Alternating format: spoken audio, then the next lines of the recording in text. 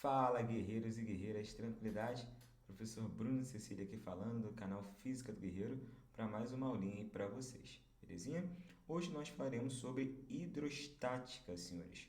O que significa isso? Hidro dá sinônimo de quê? De líquido, né? Estática de repouso. Show de bola? Então, hidrostática seria líquidos em repouso, tranquilo? Só que aqui nós não trabalharemos apenas os líquidos, também trabalhamos os gases em repouso. Show de bola? Então, vem comigo aí. O primeiro conceito que a gente tem que saber para trabalhar em hidrostática é o conceito de massa específica e densidade, senhores. Como é que vai funcionar? Apesar desses dois conceitos serem calculados da mesma forma, existe uma diferença entre eles. Tranquilo? Qual é a diferença? A massa específica ela está ligada à substância, beleza? Como é que a gente vai calcular a massa específica de um corpo? Vai ser a razão entre a massa dessa substância dividido pelo volume, beleza? Então, massa sobre o volume dessa substância vai nos fornecer a massa específica. Beleza? Então, como é que vai funcionar aqui, ó, em relação às unidades? A massa no sistema internacional é em quilograma. O volume é em metro cúbico. Então, se a gente fosse calcular aqui a unidade no sistema internacional, seria quilograma por metro cúbico, beleza? Mas a unidade usual que a gente vai utilizar aí é grama por centímetro cúbico, tranquilo? Então, para fazer uma conversão aqui, ó, de grama por centímetro cúbico para quilograma por metro cúbico, nós iremos multiplicar por 1000, que é 10 ao cubo. Show de bola? Observa comigo aí, ó, na tabela algumas massas específicas de algumas substâncias. Ó. Por exemplo, no caso da água, a massa específica da água é igual a 1 grama por centímetro cúbico. Do gelo, 0,92 gramas por centímetro cúbico. Do chumbo, 11,3 gramas por centímetro cúbico.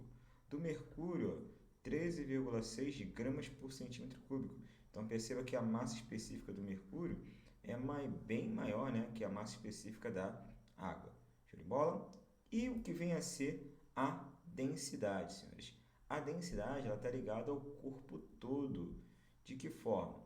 De forma que eu tenho aqui uma bola de boliche, beleza? Sendo que essa bola de boliche ela é vazada, né? Então ela não é totalmente preenchida de um material. O que vai acontecer?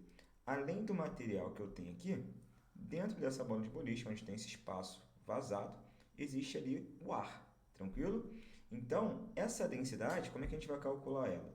Vai ser a massa dessa bola de boliche, sendo que o volume vai ser o volume total que eu tenho aqui. E esse volume total, ele compreende tanto o material de que é feito essa bola de boliche, tanto o ar que está aqui dentro também dessa bola de boliche, tranquilo? Então, a densidade, ela olha para o corpo todo, beleza? Então, ele pega a massa daquele corpo e divide pelo volume total dele, tranquilo? Já a massa específica, ela vai ligar à substância, tranquilo? Mas não tem um fato importante aí pra gente, galerinha. Se o meu corpo ele for um corpo maciço, ele não tiver nenhuma parte que for oca, tranquilo? A massa específica ela vai ser igual à densidade, belezinha? Então, se o meu corpo for totalmente preenchido, massa específica e densidade vão dar o mesmo resultado. Show de bola? Tranquilo até aí? Então vamos lá, vamos seguir. Ó. Com relação à pressão, senhores, falaremos aqui sobre a pressão nos sólidos. O que acontece? Quando eu tenho uma superfície, uma área, e eu exerço sobre essa área uma força, belezinha? Essa força que eu exerci sobre essa área, ela tem duas componentes. Uma que é tangente aqui, ó, à superfície, e a outra que é normal à superfície. Para a gente calcular a pressão, a gente vai utilizar essa força normal à superfície. O que significa normal? Que forma 90 graus com a superfície. Então, olha aqui, ó. Eu tenho aquela minha força aqui, essa força Fn, que está fazendo 90 graus com a minha superfície. Então, quando eu aplico aquela força perpendicular à minha superfície, eu vou ter o que a gente chama de pressão.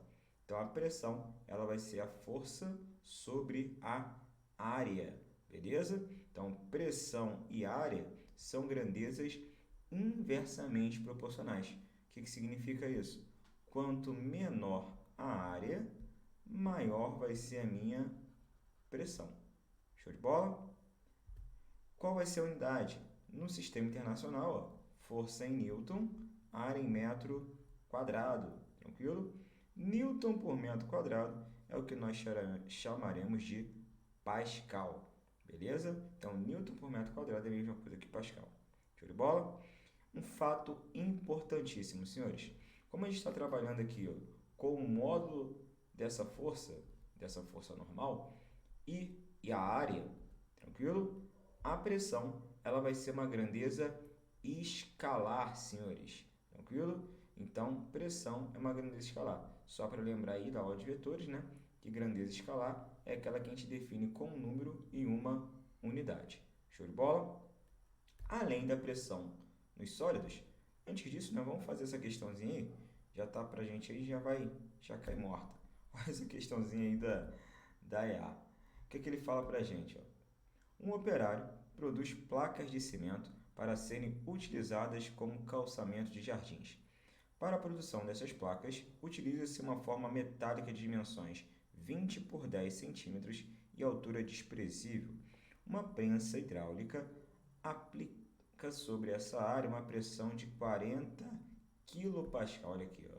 Vamos lá? Então, aqui está sendo aplicada ali uma pressão de 40 kPa sobre aquela área, visando compactar uma massa constituída de cimento, areia e água.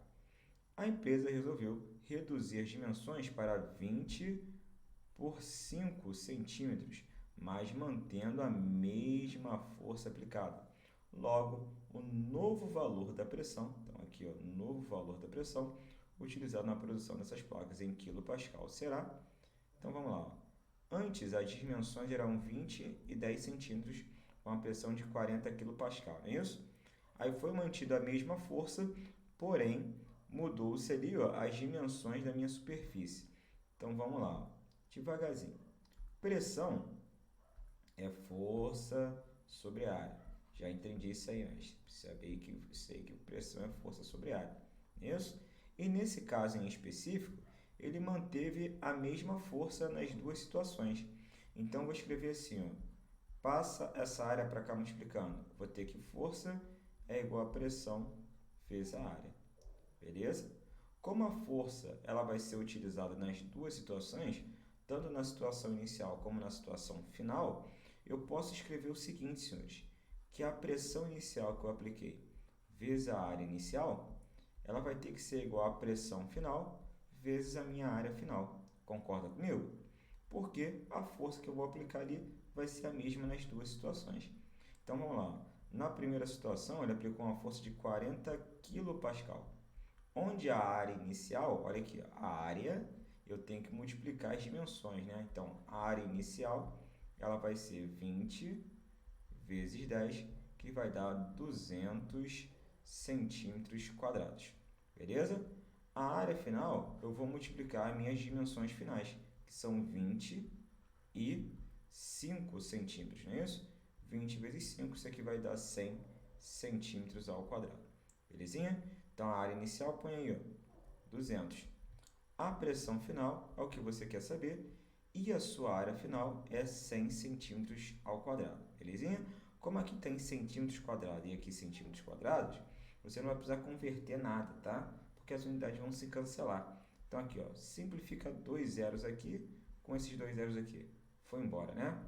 Então, o que vai sobrar? 40 vezes 2. 40 vezes 2 vai dar o famoso 80 kPa, que vai ser a nossa pressão final, marca, gabarito, letra C. Suave?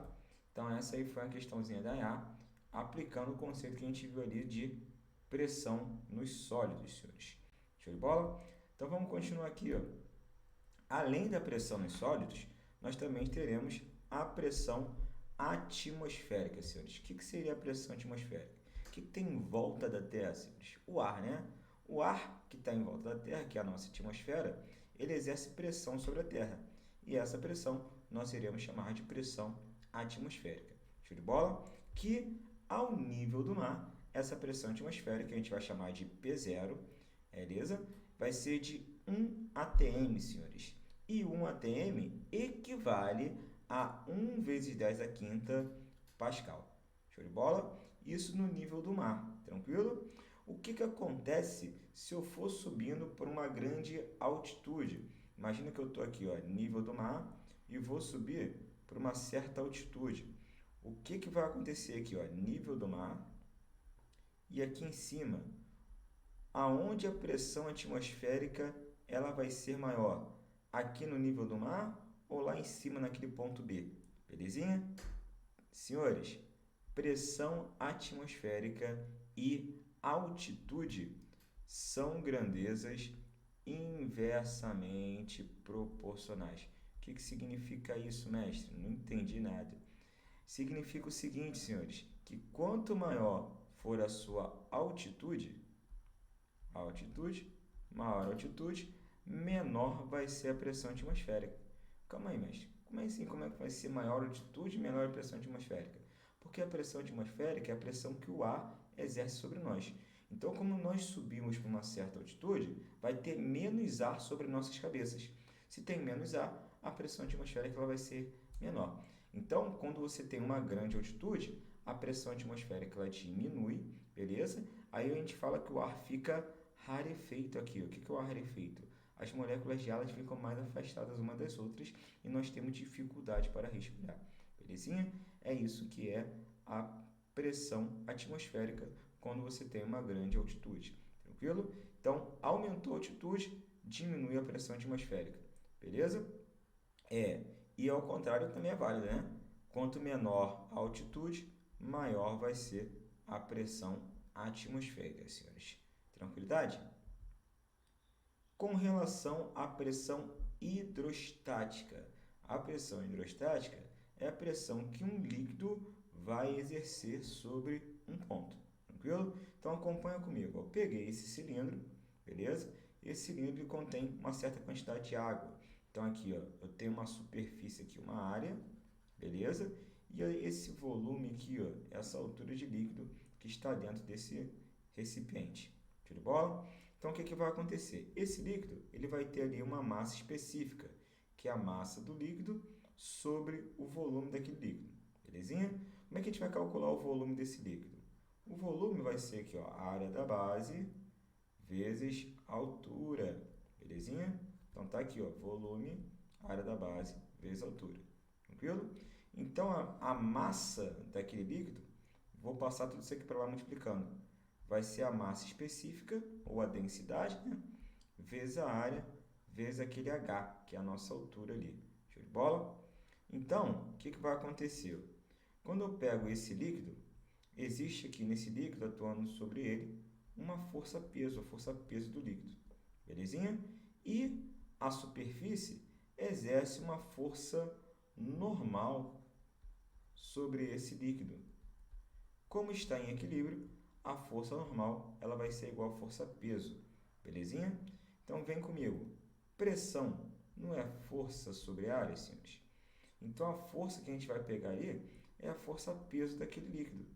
E o peso, a gente sabe que é a massa vezes gravidade. E a massa vai ser tudo isso aqui que a gente calculou ali em cima. A massa vai ser a massa específica, né? Ou a densidade, vezes a área, vezes aquela altura que é A, vezes a gravidade que é G. Não esquece a gravidade ali não, hein? Show de bola. E eu vou dividir tudo isso pela área. O que vai acontecer? Vou cancelar aqui, ó, a área em cima com a área embaixo. O que vai resultar isso pra gente? Que a pressão hidrostática ela vai ser calculada através aqui, ó, da massa específica ou da densidade, da gravidade, vezes aquele H, beleza? Esse H, aqui nós não iremos chamar de altura, nós iremos chamar de profundidade, senhores.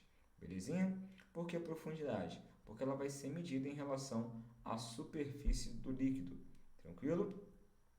E além da pressão hidrostática, nós teremos também a pressão absoluta ou a pressão efetiva, belezinha? Então, a sua questãozinha ela vai pedir, calcule a pressão hidrostática, a pressão do líquido.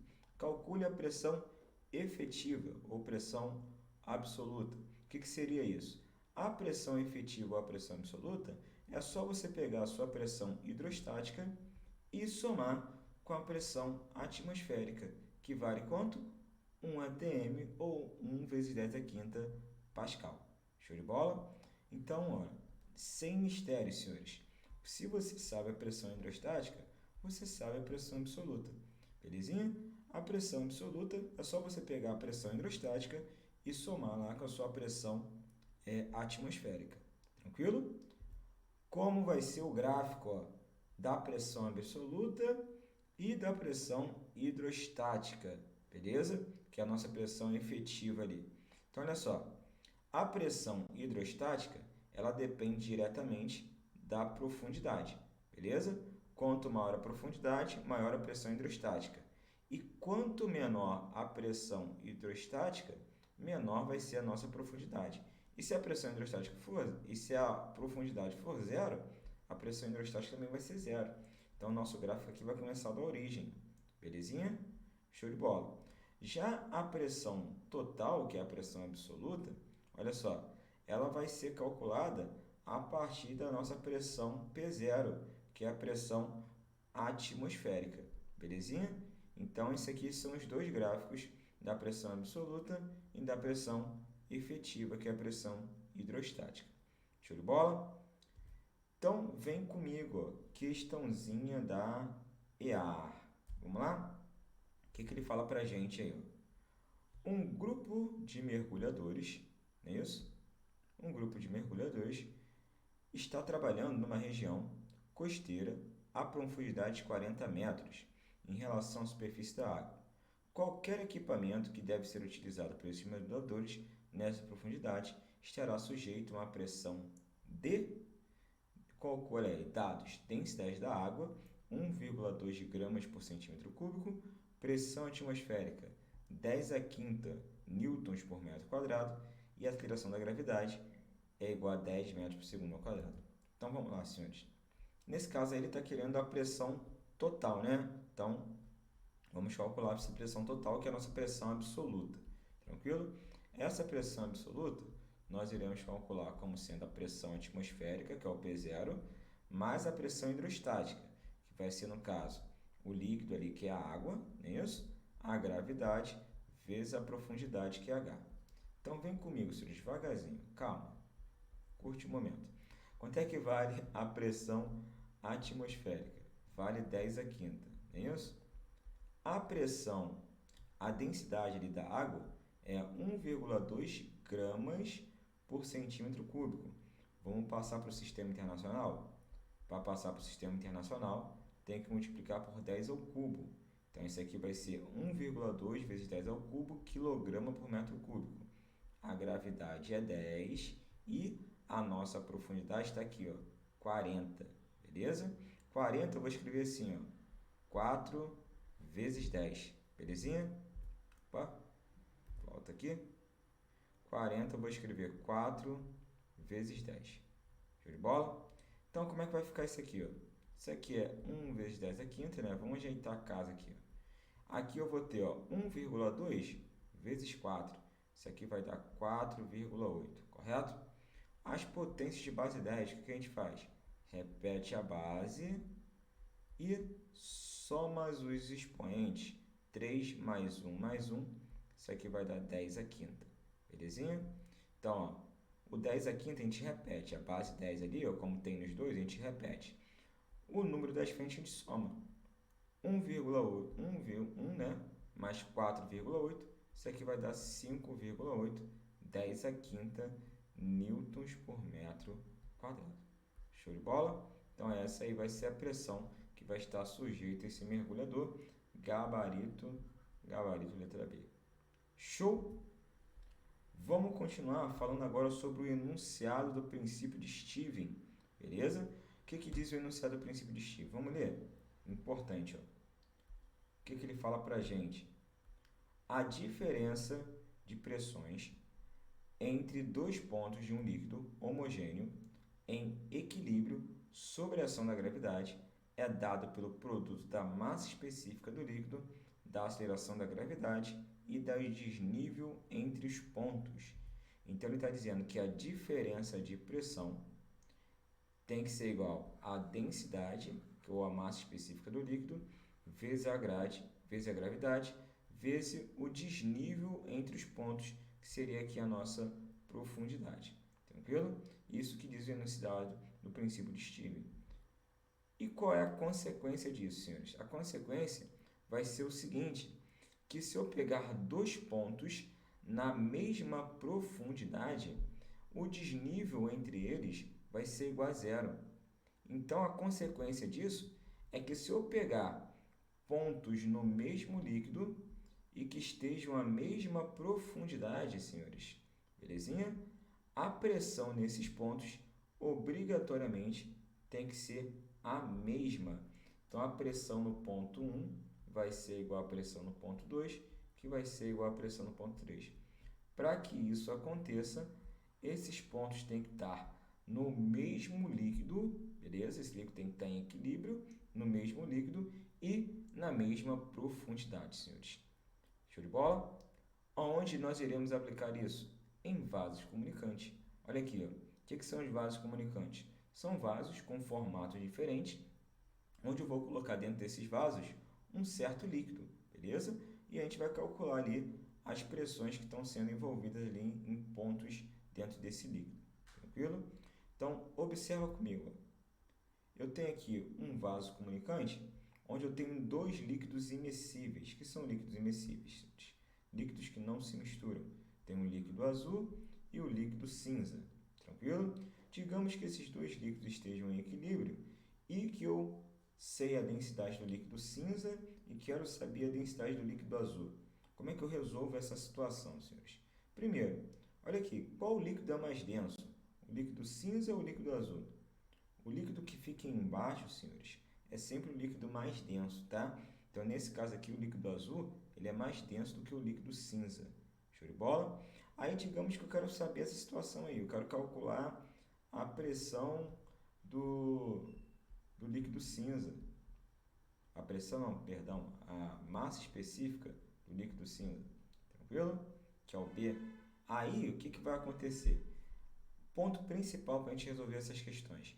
E a gente tem que usar aquele teorema de Stevens. Se eu pegar pontos na mesma profundidade no mesmo líquido, a pressão sobre esses pontos, a pressão hidrostática, ela vai ser a mesma. Então, olha aqui, ó. Vou pegar esse ponto aqui que eu vou chamar de 1 e vou pegar esse outro ponto aqui que eu vou chamar de 2. A pressão no ponto 1 e a pressão no ponto 2, elas são o quê? Iguais, porque elas estão no mesmo líquido e a mesma profundidade. Show de bola? Então, ó, o que vai acontecer? Eu vou pegar todas as pressões que estão sendo exercidas sobre aquele ponto 1. Além do líquido que está exercendo pressão no ponto 1, como aqui está aberto, eu tenho a pressão atmosférica. A mesma forma aqui, ó, como está aberto, eu tenho que estar exercendo a pressão aqui, é a pressão atmosférica também. Então, vamos lá. Ó. Quem exerce pressão no ponto 1? A pressão atmosférica mais a pressão desse líquido, beleza? Como é que a gente vai calcular? É a densidade do líquido, a gravidade, vezes a profundidade. Quem exerce pressão no ponto 2? Nesse ponto, é esse líquido cinza, é isso? Então, densidade, gravidade vezes a profundidade, mais a pressão atmosférica, porque está aberto ali, ó. Belezinha? Então, o que a gente pode fazer? Cancelar as pressões atmosféricas, belezinha? Vai sobrar aqui, ó, a gravidade também vai embora. Então, vou ter que a densidade, ou a massa específica do líquido A, vezes a profundidade A, tem que ser igual à massa específica do líquido B, vezes a profundidade do líquido B. Vamos chegar nessa relaçãozinha. Safo? Vamos aplicar isso aí, ó. Aqui eu já tinha colocado aqui para você, né? Mais fácil. Ó. Tá aqui o que a gente acabou de falar, ó. Tranquilo? Vamos aplicar isso na questãozinha da Yara. O que ele fala para a gente aí? Ó? Em um sistema de vasos comunicantes, são colocados dois líquidos imescíveis, água com densidade de 1 grama por centímetro cúbico e o óleo com densidade de 0,85 gramas por centímetro cúbico.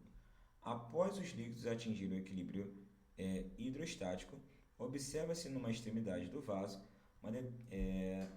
observa a extremidade do vaso, pode ser observado como na figura, né? Determine um valor de x em centímetros que corresponde à altura acima do nível de separação e identifique o líquido que atinge a altura x. Beleza? Então, nesse caso aí, além da densidade, ele está querendo saber ali qual o líquido, né, que está ali. Vamos lá. Então, ele misturou aí água e óleo, não é isso? Quem é mais denso, senhores? Vamos ver aqui, ó. Olha aqui. Olha os valores que ele forneceu para a gente. Ele forneceu que a água, vamos lá? A água tem a densidade igual a 1. Não é isso? Aqui, vamos lá. Água, densidade igual a 1. E eu tenho que o óleo, a densidade é 0,85. Tranquilo? Então, comparando aí, tu já percebe que 1 é maior que 0,85, né? Então, quem vai estar embaixo é o líquido que é mais denso, correto? Que no caso vai ser quem? A água, né? Belezinha.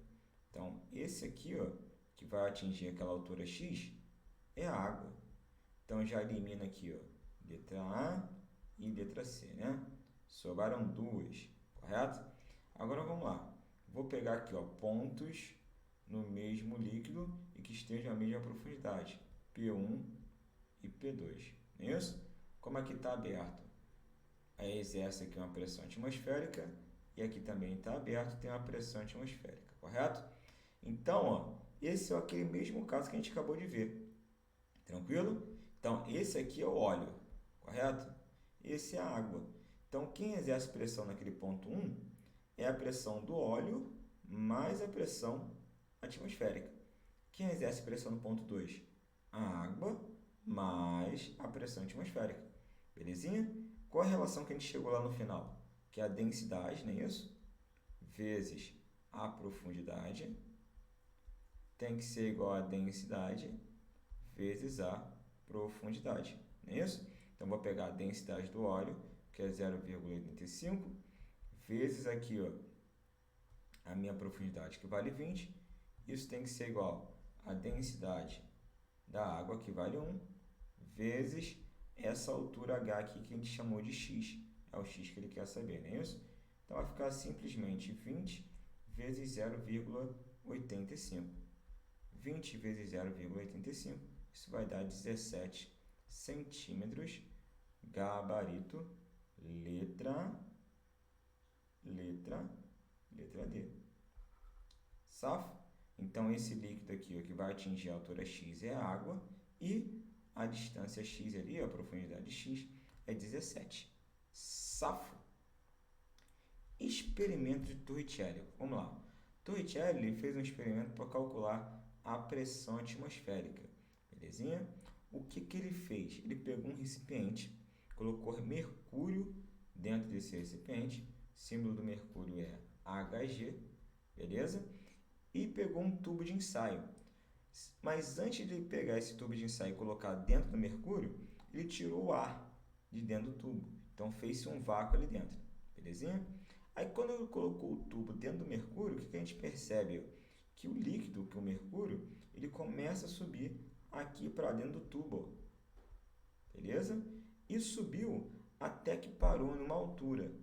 A altura onde esse líquido parou, o mercúrio parou, foi nessa altura de 760 milímetros, beleza? Então, a gente fala que a pressão atmosférica, ela equivale a uma altura de 760 milímetros de mercúrio, que é a mesma coisa que 76 centímetros de mercúrio, que é a mesma coisa que 1 atm ou 1 vezes 10 a quinta pascal, belezinha? Então, tudo isso é pressão atmosférica. Então, se eu tiver uma coluna de 760 milímetros de mercúrio, isso equivale a 1 atm ou 1 vezes 10 a quinta pascal, belezinha? Mas por que ele utilizou o mercúrio e não utilizou a água, por exemplo? Se ele tivesse utilizado a água, o que aconteceria? Imagina que eu tenho aqui agora, não o mercúrio, mas sim a água, beleza? Então, esquece essa altura aqui que ele encontrou. Vamos falar que aqui eu tenho uma altura x que eu quero descobrir, uma altura h. Beleza? Eu vou pegar esses dois pontos, o ponto A e o ponto B. Como eles estão na mesma profundidade, no mesmo líquido, a pressão nesses dois pontos vai ser a mesma. Quem exerce pressão nesse ponto B? A pressão atmosférica. Quem exerce pressão no ponto A vai ser a coluna aqui da água. Beleza? Então, a pressão em A é igual a pressão em B. Quem exerce pressão em B? A pressão em A vai ser a coluna de água. Quem exerce a pressão em B vai ser a pressão atmosférica. Belezinha? Então, a pressão da coluna da água é a massa específica da água, a gravidade vezes a profundidade. Isso tem que ser igual à pressão atmosférica. A densidade da água, a massa específica, é 10 ao cubo, a gravidade é 10, a profundidade a gente quer saber, né, que é aquela altura H, e a pressão atmosférica no sistema internacional é 10 a quinta. Belezinha? Quando eu divido aqui, ó, 10 a quinta por 10 a quarta, que é 10 ao cubo vezes 10, é aquela altura, vai ser uma altura de 10 metros. Belezinha? Então, perceba a diferença. Por que ele utilizou o mercúrio e não utilizou a água? A água subiria uma altura de 10 metros. Já o mercúrio subiu uma altura de 760 milímetros, senhores. Belezinha? Então, para que realizar aquele experimento, ele precisaria de um tubo de no mínimo 10 metros. Imagina você fazer um experimento e pegar um tubo de 10 metros para fazer. Não tem sentido, né? Então, ele utilizou o mercúrio, porque o mercúrio ele é mais denso do que a água. Por isso que ele subiu menos. Tranquilo? Já se fosse água que é menos densa, subiria 10 metros. Então, a gente fala que a pressão atmosférica ela também equivale a uma coluna de 10 metros de água. Tranquilo? Então, ó, muito importante, senhores. Se você está na superfície da água, beleza? Cuja a densidade é 10 ao cubo, tá? A pressão que está sendo exercida aqui sobre vocês é a pressão atmosférica. Se você descer 10 metros dentro da água, 10 metros equivale a uma pressão atmosférica de 1 atm ou 1 vezes 10 a quinta pascal. Então, aqui, ó, na superfície é 1 atm. Desceu 10 metros, vai ganhar mais 1 atm, então vai ser 2 atm. Se você descer mais 10 metros, beleza? Mais 10 metros, mais 1 atm, 3 atm. Se você descer mais 10 metros, você vai ganhar mais 1 atm, 4 atm. Então, ó, a cada 10 metros que você vai descendo dentro da água, você vai aumentando uma pressão atmosférica sobre a sua cabeça. Tranquilo? Safo? Teorema de Pascal, senhores. Vamos ler esse teorema de Pascal? Acompanha comigo aqui, ó. O que diz esse teorema? Ele fala o seguinte, ó. Um incremento de pressão comunicado a um ponto qualquer de um líquido incompressível em equilíbrio transmite-se integralmente a todos os demais pontos do líquido, bem como às paredes do recipiente. O que significa isso? Um incremento de pressão é uma variação de pressão. Então, ele está falando que quando eu exerço uma variação de pressão em um líquido incompressível, esse incremento de pressão que eu estou aplicando sobre o líquido vai ser transmitido para todos os pontos daquele líquido que estão ali dentro daquele recipiente. Beleza? Então, o que vai acontecer? Eu tenho aqui uma prensa hidráulica. Beleza? Nessa prensa hidráulica, eu tenho aqui, ó, um líquido incompressível que está aqui dentro e tenho aqui duas áreas, uma área 1 e uma área 2. Belezinha? O que eu vou ter aqui para observar? Que a minha área 1 ela é menor do que a minha área 2. Então, o que vai acontecer? Eu vou exercer aqui uma força nessa área, força sobre a área, a gente chama que é pressão, e esse incremento de pressão que eu estou exercendo aqui nessa área 1 vai ser transmitido para todos os pontos desse líquido, inclusive nessa região onde tem a área 2. Então, a gente pode falar que o incremento de pressão 1 tem que ser igual ao incremento de pressão 2. Incremento de pressão ali é a nossa pressão. Então, F1 sobre a área 1 tem que ser igual a F2 sobre a área 2. Belezinha? Eu posso passar a área 1 para o outro lado multiplicando Então, a minha força F1 vai ter que ser igual a área 1 sobre a área 2 vezes a força F2, senhores. Então, ó, consequências. A minha área 1 é menor do que a minha área 2. A consequência disso é que a força F1 que eu faço sobre aquele pistão de área 1, beleza? Vai ser uma força menor do que uma força que eu vou precisar para levantar ali na área 2, naquele F2. Show de bola? Então, vou fazer uma força menor para levantar um corpo que tem uma força bem maior. Já vamos aplicar isso para a gente entender esse conceito. Ó. Se liga, questão da EA. A pressão hidráulica é uma das aplicações do princípio de Pascal. Um corpo de massa 80 kg é colocado sobre um êmbolo maior de massa S2 de uma prensa hidráulica. Qual deve ser o valor da razão de S2 sobre S1 para que, se eu aplicar uma força de 20 newtons no êmbolo de menor área, o corpo descrito acima fique em equilíbrio? Então, você tem sua prensa hidráulica, não é isso? A menor área e tem a maior área, não é isso? O que vai acontecer? Na de menor área, que ele chamou de S1, ele vai exercer uma força de 20 newtons, não é isso? Já na S2, na área S2, que é essa área, eu tenho ali um corpo de massa de 800 kg. 800 kg vai nos fornecer uma força-peso de 800 vezes 10, 8.000 newtons. Belezinha? Então, ele quer saber a razão de S1, de S2 por S1, para que isso fique em equilíbrio. Então, vamos lá. F1 sobre a área 1 tem que ser igual a F2 sobre a área 2. O F1 é os nossos 20 newtons. O área 1 ele chamou de S1. O F2 é a nossa força-peso ali, ó, de 8.000 newtons. Belezinha? E aqui é o nosso S2. Como ele quer saber S2 sobre S1, vou passar o S2 para lá multiplicando sobre S1. E aquele 20 vai descer dividindo ali os 8.000. Então, aqui, ó, beleza? Cancela 0 com 0. 800 por 2, isso aqui vai dar 400. Então, a nossa gabarito aqui, ó, gabarito, letra B. Foi? Até a gente fechar, nós temos aí o Teorema de Arquimedes, senhores. O que diz o Teorema de Arquimedes? Vamos ler? Ele fala pra gente o seguinte, ó. Quando o corpo é imerso totalmente ou parcialmente em um fluido em equilíbrio, sob a ação da gravidade, ele recebe do fluido uma força denominada empuxo, vertical para cima e com intensidade igual ao peso do fluido deslocado. Então, olha só, eu tenho aqui um fluido, líquido nesse caso, né? Tem ali em equilíbrio, tá? A densidade aqui do meu corpo é maior que a densidade do líquido. Então, quando eu colocar esse corpo aqui dentro, beleza? Esse corpo ele vai afundar, porque a densidade do corpo é maior do que a do líquido. Tranquilo? Só que repara o seguinte, quando eu colocar esse corpo aqui dentro, olha na figura 2.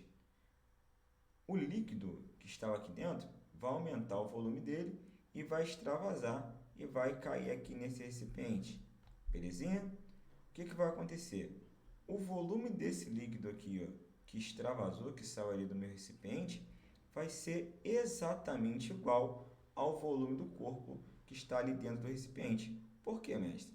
Porque aquele corpo está ocupando o lugar onde tinha líquido, né? E aquele líquido que o corpo está, a posição daquele líquido que estava ali, aquele líquido tem que ir para algum lugar, né? Se o corpo está ocupando o lugar daquele líquido, aquele líquido vai subir nisso, no caso aqui como está aberto, vai extravasar e vai cair aqui no recipiente. Então, esse volume do líquido aqui que extravasou é exatamente igual ao volume do corpo que eu coloquei ali dentro do meu líquido. Tranquilo? Então, olha só.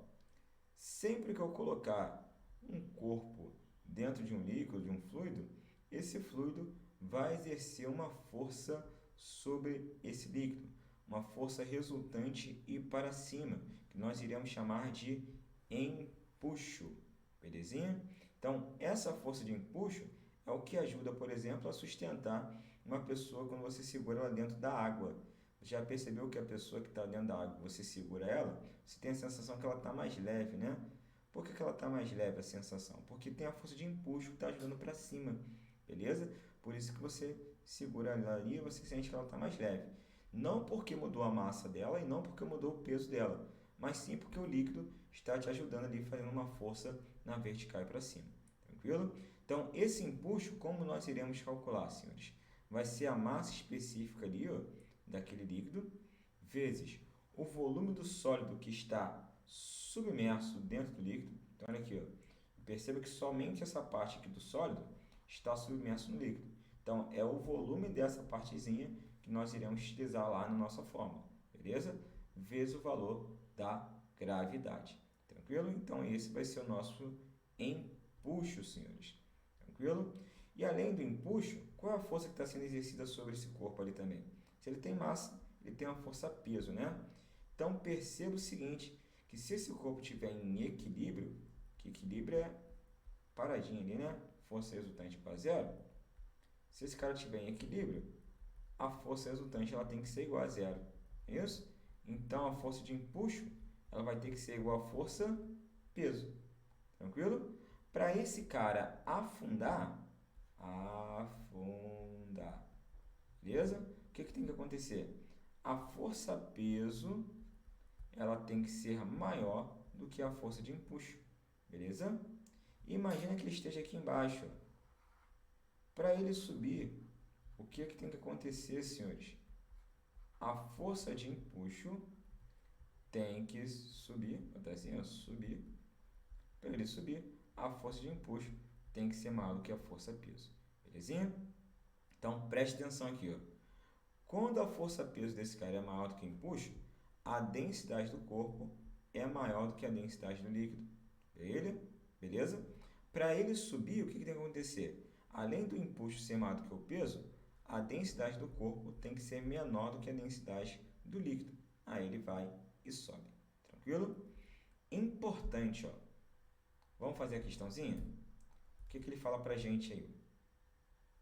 Um corpo de 10 kg de massa tem 1 metro do seu volume imerso em um recipiente contendo água, pois está preso por meio de uma mola ao fundo do recipiente, conforme a figura. Supondo que o corpo está em equilíbrio, a força com que a mola exerce sobre o corpo é de... Então, vamos lá, vamos resolver isso aí. Quais são as forças que estão atuando sobre esse corpo? Temos aqui, ó, força-peso, porque ele tem massa, é isso?